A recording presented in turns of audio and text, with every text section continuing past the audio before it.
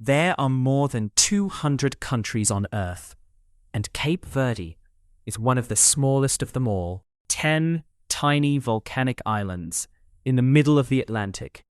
500,000 people. And this summer, that nation did something almost impossible. They reached the World Cup for the very first time, and then they reached the knockouts. This is the story of the Blue Sharks.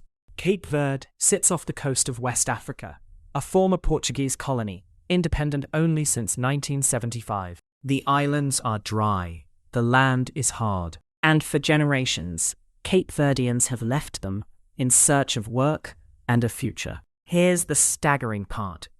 Almost twice as many Cape Verdeans live abroad as on the islands themselves. They call that diaspora the 11th island, and that scattering became their superpower because the national team is built from it. Players born and raised in Portugal, in the Netherlands, across Europe and beyond, who chose to wear the colors of the islands their families came from.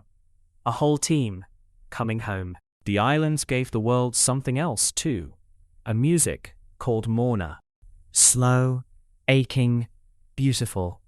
The sound of longing for a home far away. There's even a word for that feeling, saudade, the bittersweet ache of missing something you love. Its queen, Cesaria Evora, sang it barefoot and carried the name of these tiny islands all around the world. And in 2026, 11 footballers did exactly the same thing. They held Spain to a draw.